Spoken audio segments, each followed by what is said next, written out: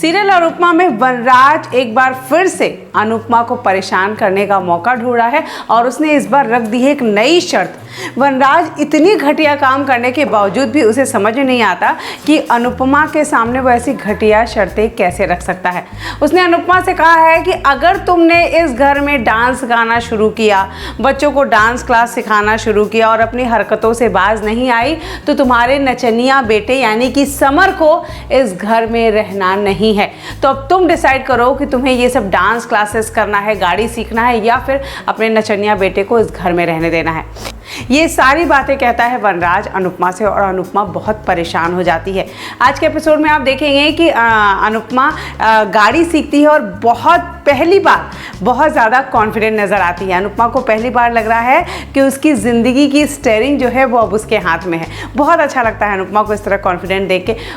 यहाँ पे किंजल भी उसको अप्रिशिएट करती है, उसका हौसला बढ़ाती है, समर भी, और सभी लोग यहाँ पर गाड़ी चलाती है और गाड़ी फाइनली सीख जाती है। तभी घर के अंदर आती है और यहाँ पर समर बताता है कि जिन बच्चों को मम्मी ने ट्रायल क्लासेस दी थी उसमें से 5 बच्चे ऑनलाइन डांस सीखने के लिए तैयार है, यानी अब मेरी मम्मा प्रोफेशनल डांसर टीचर है। ये एक बात कहती है और ये बात जैसे ही समर कहता है वनराज सुनता है और वनराज को बहुत गुस्सा आता है।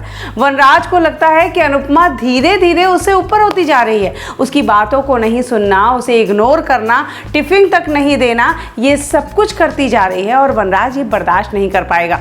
यहाँ वनराज को कहता है कि मेरे घर में घुंघरू नहीं बजेंगे, मेरे घर में कोई डांस क्लास नहीं चलेगा और अगर तुमने ऐसा किया तो मैं तुम्हारे नचनिया बेटे यानी समर को इस घर में नहीं रहने दूंगा। अब अनुपमा के हाथ में फैसला है कि वो क्या करेगी।